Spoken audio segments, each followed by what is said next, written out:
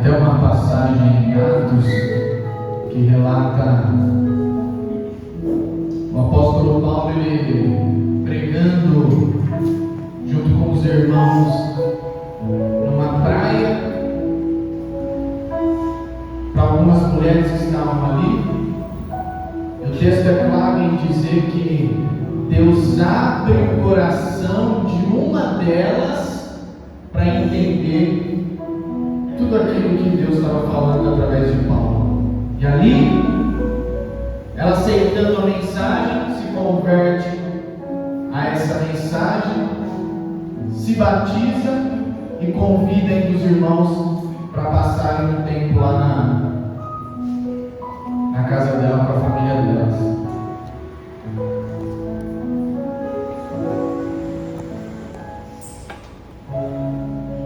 O que eu ia ler junto com vocês é Mateus 13, mas eu não queria que o Léo colocasse não. Mateus 13, todos já conhecem muito bem. É quando o Senhor conta a parábola do semeador. Foi um cabra que saiu para semear, e no meio do caminho, uma parte das sementes caíram em um tipo de terra.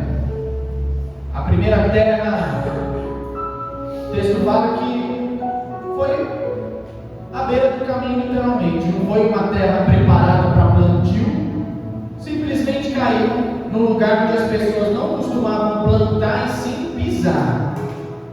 Depois, quando o Senhor explica o significado da parábola, ele diz que o tipo de pessoa que é esse tipo de terra à beira do caminho é aquela que ouviu e não entendeu. Ele fala que a que ouve e não entende, Satanás vem logo e arrebata a palavra do coração, e a palavra de Deus se torna infrutífera na vida dessa pessoa. É estranho a gente ouvir esse tipo de coisa, a palavra de Deus se tornar e ser infrutífera na vida de alguém.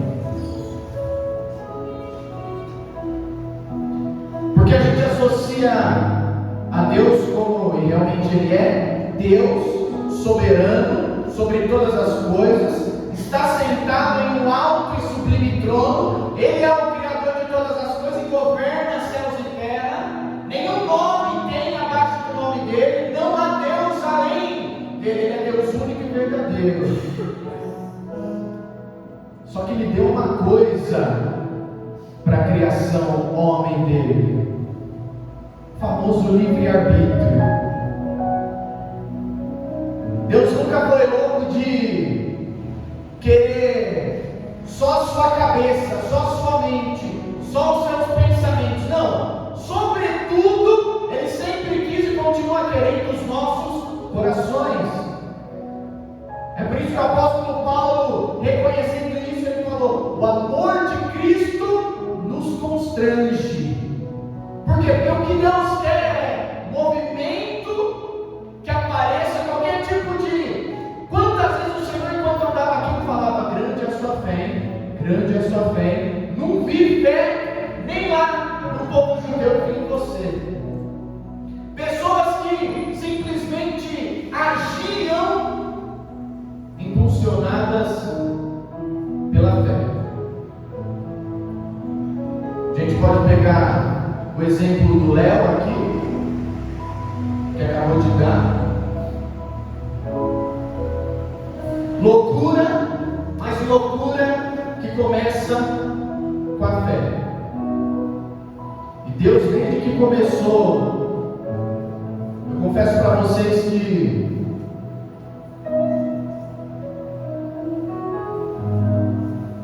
e levo a sério muito isso. Reconheço na vida de cada um de Deus a forma como cada um de nós se move de um jeito, de uma maneira. Comigo, sempre quando eu vou preparar a mensagem, uma vez ou outra, o Senhor sempre dá uma dessas, tipo assim: chega no dia da mensagem, tudo fica nublado, e aí eu vou com uma insegurança e incerteza para a igreja. Quando eu chego aqui, é como se Deus me abrisse para eu pegar cada detalhe do que Ele está falando. E aí muitas vezes, os detalhes de tudo que Ele está falando me encaminham para um caminho completamente diferente daquele que lá em casa eu me preparei e tal. E foi isso que aconteceu essa noite. A partir do momento que o Lore começou aqui, ele falou das coisas que Deus faz, que a gente nem percebe. Aquilo já acendeu dentro de mim, e foi o que o Espírito foi testificando ao longo do culto, dizendo que Ele é Deus de detalhes. E vou te falar, todos nós, como o Léo falou, todos os dias, a gente teria testemunho para contar, se percebêssemos tudo que Deus faz por nós, se tivéssemos compreensão e atenção aos detalhes de Deus em cada coisinha. Porque o sobrenatural, ele vai acontecer, mas não com tanta frequência do que o normal. E se nós miramos em um Deus só do sobrenatural, a gente não vive esse Deus nas coisas normais da vida, nas coisas simples, nos detalhes. Eu acho lindo da igreja de Deus, porque você olha para alguns irmãos, para algumas pessoas, e você consegue detectar cada característica de Deus. Tem pessoas que você olha e você consegue enxergar o poder de Deus. Aquela pessoa, ela se move numa glória, numa grandeza de Deus, e você fala: meu Deus é grande, Ele é terrível mesmo. Mas se olha para uma outra pessoa, aquela pessoa carrega uma mansidão de Deus. Aquela pessoa carrega uma serenidade de Deus. Aquela pessoa carrega uma paz no meio do caos. E você fala: meu, Deus é aquele que dorme em um barco no meio de uma tempestade. Deus é aquele que anda por cima de um mar agitado e que fala para Pedro: vem, Pedro. E o Pedro, loucão, vai dar alguns passos. Só que esse mesmo Pedro se atenta para o vento forte, para as ondas, elevadas e tal, e começa a afundar. E a palavra desse Deus para Pedro, no meio disso, é: por que você teve fé pequena, hein? Por que você duvidou? É o mesmo Deus, não é o Deus que afundou junto, não, é o mesmo Deus que estava em cima da água, agitada, falando e puxando de volta. Então, se a gente primeiramente não conseguir perceber, a minha oração, porque eu sei, é a gente e é Deus, mas se Deus não fizer, a coisa não muda. Mas se também Deus fizer e você não, também não muda. Mas se você quiser e Deus não, também não vai. A perfeição do negócio está em que Deus, desde o começo, Ele quis relacionamento. Desde o Adão e desde a Eva, Deus estava querendo relacionamento. E relacionamento o que é? É troca. É troca de diálogo, é troca de afeto, é troca de abraço, é troca de beijo, é troca de conselho. É sempre vai e vem. Só que às vezes a gente entra num estado automático de Deus, e Deus se torna simplesmente. Gente, uma das coisas, o Senhor, Ele me pegou cedo, com 15 anos. Então, a minha lembrança assim, sem Deus, é muito vaga. Mas uma das coisas que eu lembro, que eu sentia antes do tempo, era o seguinte: Deus está lá e eu estou aqui. Deus está lá no céu e eu estou aqui. Deus está longe e eu estou aqui. E foi uma das coisas que Deus me deu, e graças a Ele por isso, depois, reconhecer Ele perto, reconhecer Ele como fomos criados à imagem e semelhança de Deus. Então isso quer dizer que Deus sente. Isso quer dizer, você pode ver, Deus se ira também. Não é igual a nossa raiva, cheia de pecado, carregada de pecado, mas Deus sente raiva. Deus se entristece, porque está escrito: não entristeçam o Espírito de Deus. Não sei você, mas eu, algumas vezes quando eu vou começar a falar com Deus, será que alguém já falou isso aqui? Acho que já. Eu pergunto: e aí, Pai? Como é que o Senhor está? Está tudo bem? E por incrível que pareça, Ele não fala como é que Ele está, mas sempre nesses dias Ele compartilha o coração dele comigo em algo relacionado à minha vida ou à vida de alguém, porque Ele é um Deus de relacionamento. É um Deus que no princípio chegou no jardim procurando Adão. Adão. E Adão, por causa do pecado, se escondeu. E não é assim comigo, com você? Quando a nossa atenção ela se volta para nós, quando os nossos olhos eles se viram para nós, é o meu pecado, eu pequei. E aí Deus chega: Adão, Carla, Caio, e aí? Ah não, deixa eu ir no meu cantinho aqui.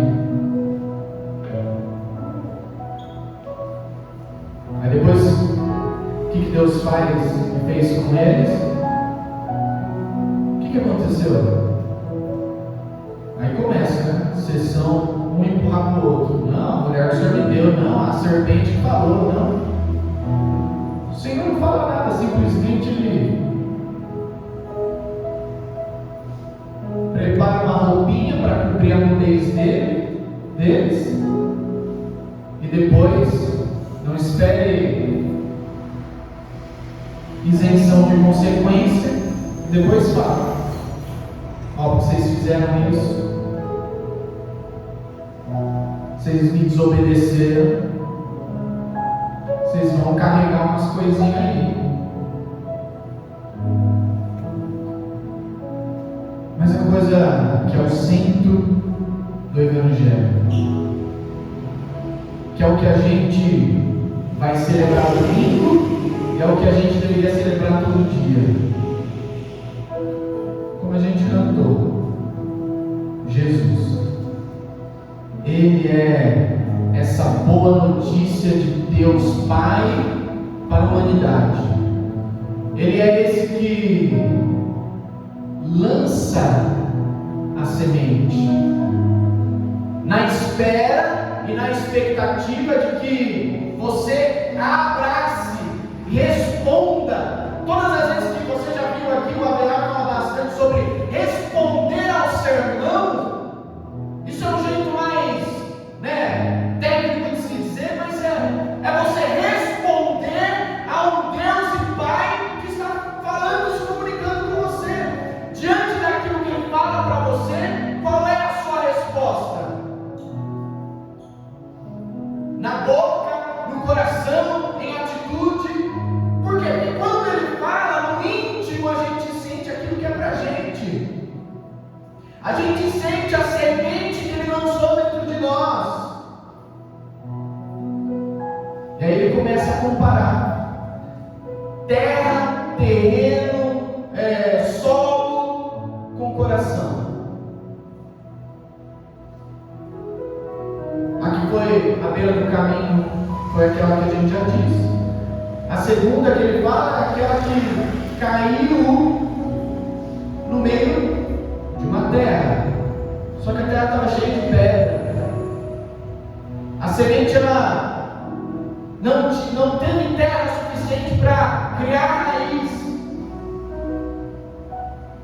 E aí o texto fala que a planta logo nasceu. Logo. Foi rápido demais. O crescimento visível foi rápido demais. Por quê? Porque não teve tempo suficiente de criar raiz. Não teve tempo suficiente no invisível, sem que ninguém visse. Aí logo aparece. Só que chegou o calor do sol, queimou a planta e matou ela. Por quê? Não tinha raiz. Depois o Senhor fala que esses são aqueles que ouvem, acham gostoso ouvir. Só que são pessoas que não têm raiz nelas mesmas. Só ouviram. Se alegraram. Acharam coerente, legal, olha. Só que diante daquilo que Deus comunica, não é fiel o suficiente para segurar quando as coisas começam a apertar. E depois o Senhor explicando, ele falou isso: quando o sol apareceu e queimou, é quando as dificuldades elas vêm por causa da palavra. E aí, diante da dificuldade, não, aquilo que o Senhor me disse eu abro mão agora. E aí outro tipo de terra que o Senhor contou na parábola é a semente que caiu no meio de uma terra cheia de espinho. É interessante que no texto fala assim, que conforme a planta crescia, os espinhos cresciam juntos. E o Senhor depois explica que os espinhos são o cuidado com essa vida, a procura das riquezas e dos prazeres dessa vida. É interessante que o Senhor diz que eles cresceram juntos. E é tipo assim, é natural, na vida você vai ter que mesmo trabalhar, você vai ter que se ocupar com coisas relacionadas a essa vida. Mas, se você deixa as coisas do mundo crescerem no mesmo ritmo que a palavra de Deus, uma hora essas coisas matam tudo aquilo que Deus te ensinou, tudo aquilo que Deus te instruiu, tudo aquilo que Deus comunicou para você. O mundo, olha que interessante quando fala dos prazeres da vida.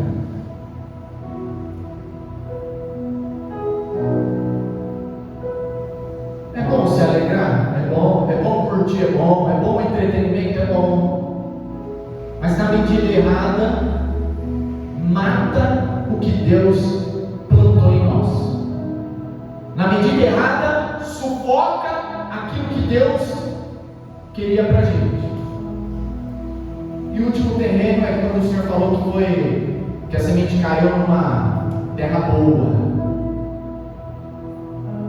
Ele fala que essa terra boa é aquela que recebeu a semente. E a gente sabe que uma terra boa para plantar é uma terra fofinha, uma terra que envolve a semente, é uma terra que abraça a semente. E o que Deus sempre quis, não por força, não por violência, mas pelo Espírito dele, pelo amor dele, sempre foi que a gente tivesse essa disposição de abraçar aquilo que ele fala para a gente. Porque aquele que abraça e envolve, esse na hora certa dá fruto. E começa embaixo, crescendo a raiz sem ninguém te ver. É um tempinho estendendo as raízes. Depois aparece lá o brotinho, vai crescendo, caule, as folhas e tal. E tem um detalhe. Quando a coisa começa a crescer, a ganhar forma, e a planta começa a aparecer, a planta fechadinha ainda, e é na planta que a semente se abriga. Então a planta carrega a semente. E o legal é que nesse processo, quando a planta abre,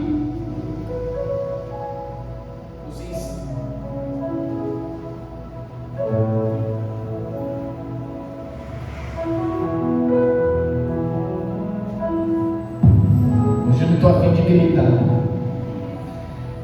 É interessante que quando a planta abre, os insetos eles vêm, que é a famosa polinização.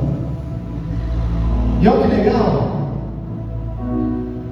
o inseto, ao mesmo tempo que ele tira o pólen de uma planta e leva para outra, ele tirou de outra e trouxe para a sua. Faz parte do crescimento você tirar de outro para si. Se você não é capaz de, em humildade, aprender com outros tipos, com outras espécies, se você não é na humildade capaz de receber de outros, você nunca vai produzir. Por quê? Chega a um determinado estágio que você precisa disso para frutificar. Você precisa disso para dar fruto. Senão não vai. E aí entram os irmãos, entra a igreja e o plano perfeito de Deus. Falo para Samantha que o que a gente tem vivido aqui, eu tenho descoberto uma coisa que eu nunca descobri nesses anos todos: o poder da igreja, o poder de filhos de Deus juntos. Além de se ajudar, a gente se alimenta daquilo que o outro tem e que nos falta. Hoje a gente veio conversando no carro.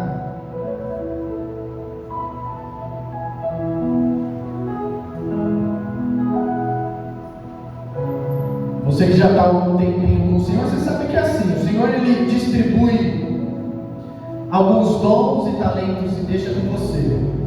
E aí você vê que em estações específicas você usa alguns dons mais do que outros. Eu lembro que a gente começou, a gente cantava a beça. Aí depois eu pregava igual não sei o que lá no lugar que a gente ia. E hoje eu vim com essa banda conversando. Eu ouvi, estava assistindo um podcast e ele falou assim: Davi, não foi esse? Não foi o pastor primeiro? O que era o pastor? Era o cajadinho na funda dele lá e tal. Daqui a pouco virou rei, que ele tinha uma coroa, tinha um cetro lá, governava. Daqui a pouco ele era guerreiro, tinha uma espada. Então, para cada tempo, Deus dá ferramenta diferente. E cabe a gente não estar tão apegado a um assim, a um dom, assim, não, eu preciso desse aqui e tal. Eu não sou capaz de viver um novo. E aí a gente veio conversando sobre isso.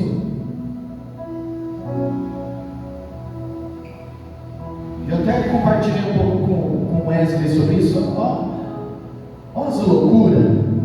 Quando o Senhor começa a te transferir para um outro tempo. Como que eu vivia? Alguns vão se identificar assim: eu ia trabalhar, eu ia de boa, via pessoas, normal, algumas bom dia, boa tarde, boa noite, aquela coisa básica. Daqui a pouco, gente, eu comecei a sair na rua e algumas coisas que eu via na rua me incomodavam, no meu íntimo. Só que sem experiência nenhuma com aquilo, simplesmente só me incomodava. Eu saía na rua, eu via alguém jogado no chão, me dava um negócio, mas eu simplesmente fazia aquilo que eu estava acostumado a fazer: olhar, sentir e ignorar. E aquilo foi ficando mais forte dentro de mim, porque eu estava vivendo minha vida, então eu estava no trenzão, indo para a estação, indo trabalhar. Eu via lá alguma coisa, me incomodava, mano, só que vida que segue. Daqui a pouco eu vi que as minhas orações, os meus tempos com Deus estavam esquisitos. Estava tipo assim, eu forçando o negócio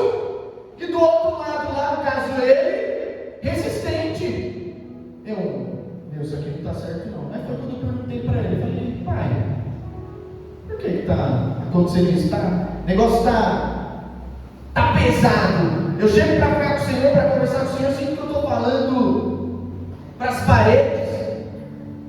E aí foi quando Ele começou a ministrar em mim. Todas as vezes que você rejeita uma instrução minha, você me fere. Todas as vezes que você ignora uma instrução minha, ou algo que eu faço dentro aí do seu íntimo, você me fere. Todas as vezes que eu te incomodo para algo, como está escrito na palavra, aquele que sabe o que deve fazer e não faz, comete pecado. Então todas as vezes que você faz isso, você me entristece. Foi quando os meus olhos então começaram a se abrir para esse tipo de coisa. Então eu comecei a sair na rua e eu percebi o Senhor me incomodando para falar, abençoar ou fazer alguma coisa para as pessoas. E aí a gente vai vivendo toda a obediência que a gente faz é vida para a gente. O salário do pecado é morte. Então enquanto o que o pecado te dá é morte, a obediência ela sempre vai te dar vida. Quanto mais obediência, mais vida. Às vezes a gente não relaciona as coisas de Deus assim. Às vezes a gente está tão bitolado nas coisas que a gente acha que Deus pediu, tem que obedecer, falou, tem que fazer.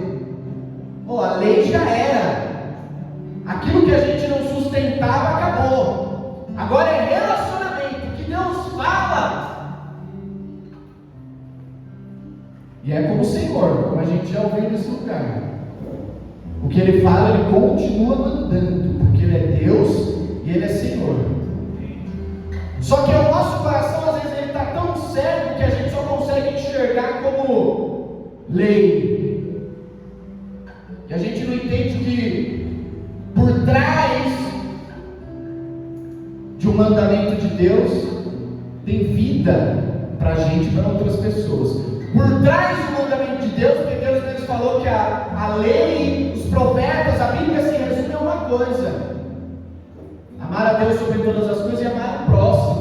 Por quê? Porque todas as vezes que eu amo as pessoas, eu amo a Deus. Não foi o que Deus fez com Pedro? Pedro, você me ama? Apacente os meus cordeiros. Você me amará amando as pessoas.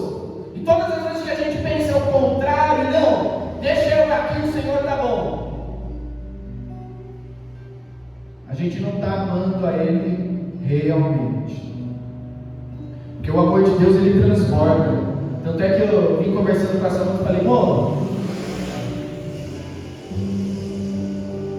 cantar, pregar, cantar eu canto em casa para Deus. Pregar é uma vez por mês lá na igreja. Você acha que essa é a vida, meu? Falando para essa moça: eu sinto a necessidade de jorrar. Então, só que quando é que eu jorro? Nos momentos oficiais? É vivendo a vida, o dia tem 24 horas, uma hora você está em casa, outra hora você está na rua. É na rua que você, pelo menos comigo, nesse tempo, tem jorrado. Porque Deus fez a gente para ser fiel no pouco e colocando aquele que tem, mais será dado. Mas aquele que não tem, até o que tem será tirado. Então, a matemática de Deus sempre vai ser essa. Você começa obedecendo, você começa nas coisas pequenas, daqui a pouco você está com grandes coisas que Deus confiou para você. Então não despreze os começos, não despreze os detalhes de Deus. Deus continua sendo Deus Pai. Uma das coisas que os religiosos mais detestavam era ouvir Jesus falando que ele era filho de Deus e que Deus era o pai dele. Senhor, eu faço o que meu pai manda. Eu tenho uma comida melhor do que essa, falando para os com comida. Está com fome, Senhor? Não, tem uma comida melhor do que essa. Fazer a vontade daquele que me enviou.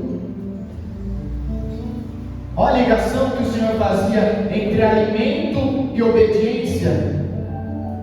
Era tipo ele falando assim: do mesmo jeito que a comida ela sacia, ela supre, ela enche, a obediência do mesmo jeito. Está na minha natureza.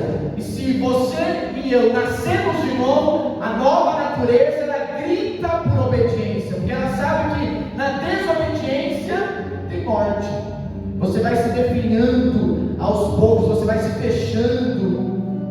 Enquanto na obediência não está escrito: sejam o sal da terra e a luz do mundo, para que as pessoas vejam as boas obras de vocês e glorifiquem ao Deus que está nos céus. Ó, vendo em vocês, glorifiquem a Deus. Aí depois o Senhor fala: nenhuma lamparina é acesa para ficar debaixo da cama, mas é para ficar em lugar alto. A luz não é para ficar debaixo da cama. O Senhor não nos acendeu para a gente ficar escondido. O Senhor, uma vez acendendo a gente, Ele nos coloca em um lugar alto. E não adianta você vir com a falsa modéstia: não, é que eu não gosto de aparecer. Não, é que tudo bem, mas se conserte nisso aí, porque uma hora o crente ele tem que aparecer. O Senhor ele vai consertar o seu coração, porque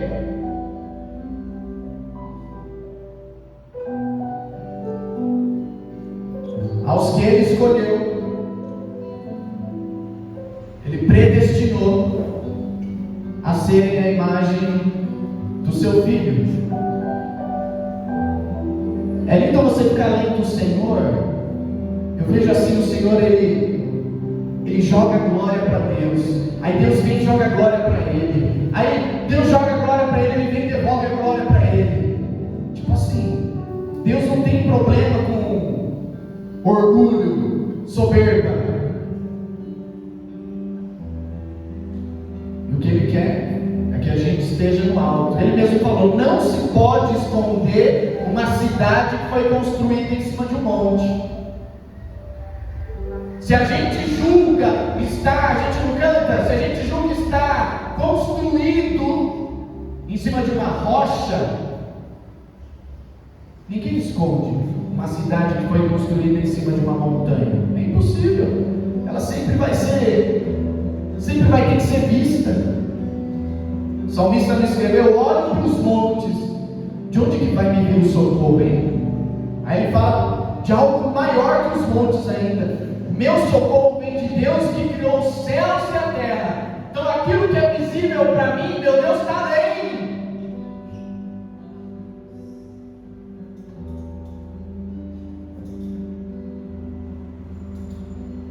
Então não despreze os detalhes. Se eu e você a gente for fiel no pouco, no invisível, no oculto, no escondido, o Senhor vai nos confiar sempre mais. Ah, porque a gente é o bichão? Não, porque é para a glória dele. Quanto mais cedo Ele resolver essa coisa no nosso coração, mais é que a gente vai querer explodir para a glória dele mesmo. Vamos ficar de pé, gente?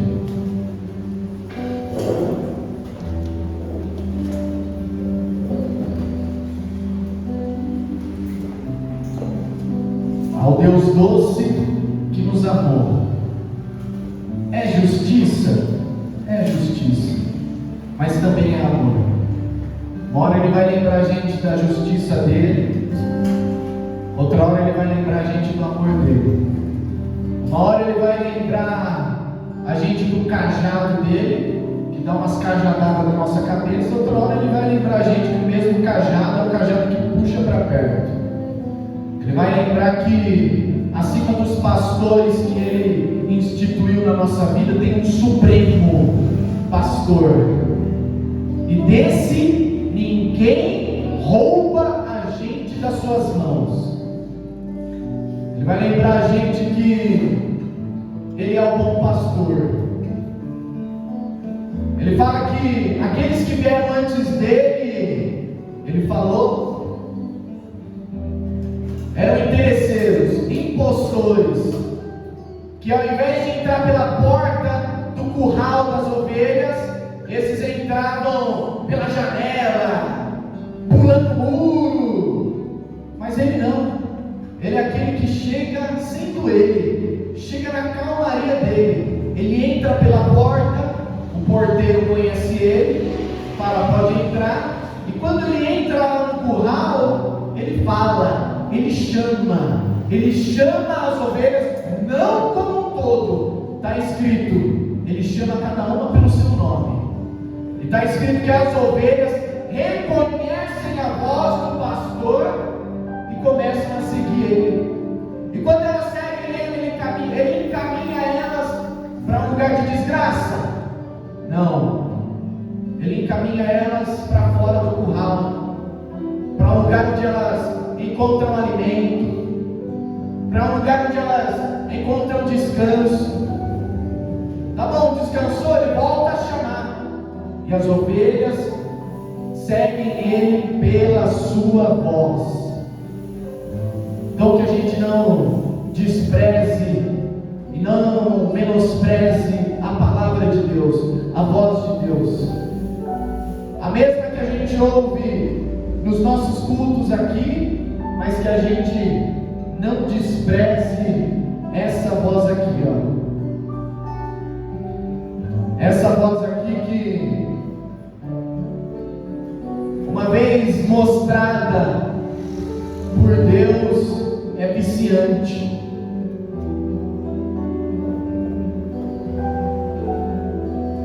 Vai só ouvindo. Uma vez aconteceu isso comigo. Na verdade, toda a minha vida eu detestei ler. Eu detestava ler. Por quê? Porque tudo aquilo que eu li eu não entendia. Passei a minha infância, a minha pré-adolescência. Acho que se eu peguei 2 livros para ler foi muito. E aí eu lembro que um dia eu estava num culto e uma filha de Deus foi orar por mim. Ela falou assim: eu abro todo o entendimento da sua mente. Você vai começar a ler, você vai começar a perceber. Meus irmãos, uma das coisas que eu aprendi com Deus é que Deus tira e Deus põe o que Ele quiser em nós. Se você quiser, Ele tira isso que Ele quer tirar de você. Se você quiser que Ele põe isso que você quer que Ele coloque. Algum tempo eu pedia para Deus, eu fazia da música a minha oração, falava: Senhor, me fere com a dor de fome e sede pelo Senhor. E aí Ele começou a me ferir. Só que isso é esquisito, porque dói mesmo. Desejar a Deus dói mesmo. Por quê? Porque te faz capaz te chama para um sacrifício de desejo.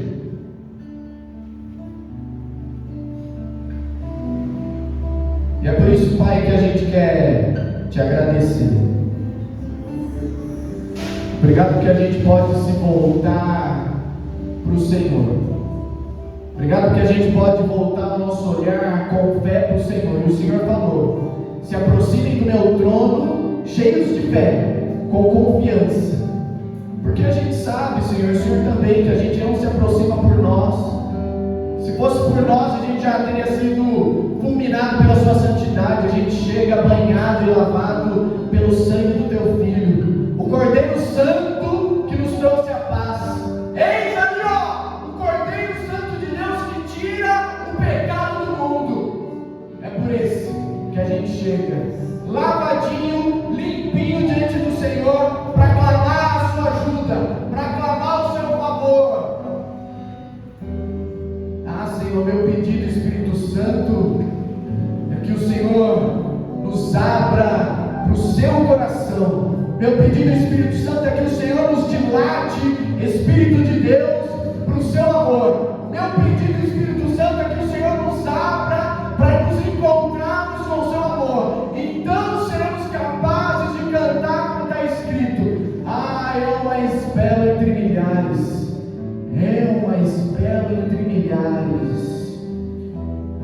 entre muitas árvores você é a macieira.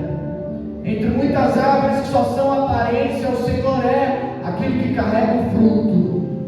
Então seremos capazes de dizer que o Senhor é a videira verdadeira e nós somos os galhos. Seremos capazes de dizer: o Senhor é o pão da vida, o Senhor é a água que sacia a nossa sede. Meu pedido é que assim como o Senhor fez comigo, o Senhor faça com os meus irmãos também. Fere a gente com a dor da fome e da sede por mais do Senhor, para que tudo perca o brilho, tudo perca o brilho, e que o Senhor brilhe mais sobre todas as coisas.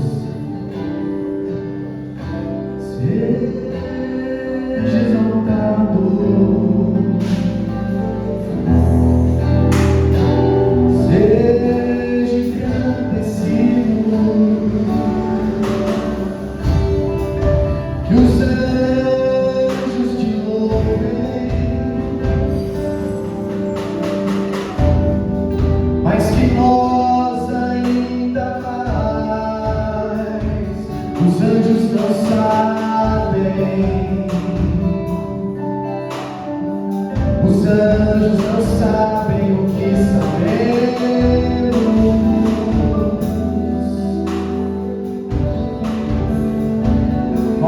sabemos cantar o quão miseráveis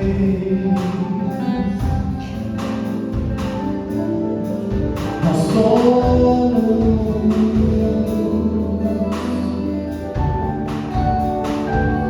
porque o bem que eu quero, esse não faço, mas o mal que eu não quero, acabo fazendo. Como é bom cantar e dizer graças a Deus pelo Senhor.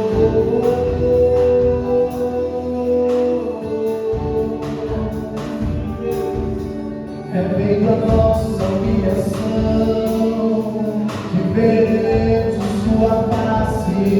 É vendo a nossa condição que veremos o seu amor. É enxergando a nossa debilidade que enxergaremos o seu poder. O seu poder. Deus que me amou primeiro.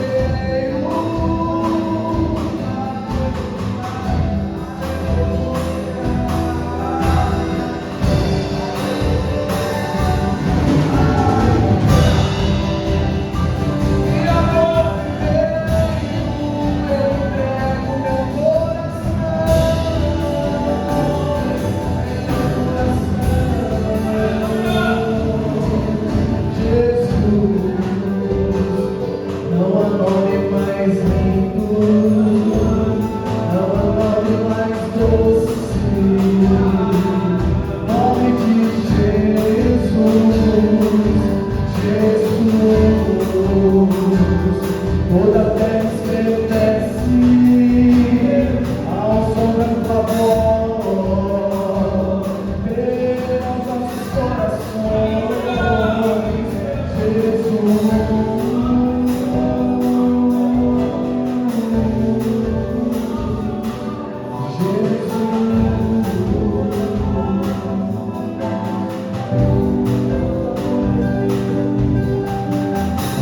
Está escrito que quando a gente se converter ao Senhor, o véu é tirado dos nossos corações.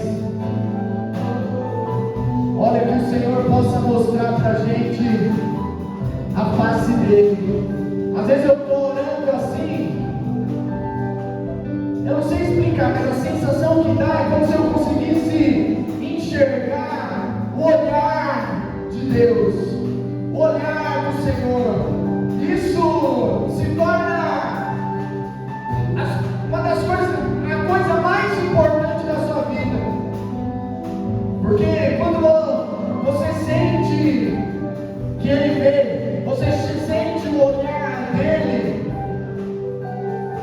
muita coisa respondida. Tudo se acalma. Está escrito no episódio lá de Pedro, quando ele andou sobre as águas, que quando o Senhor e ele subiram no barco, a tempestade cessou.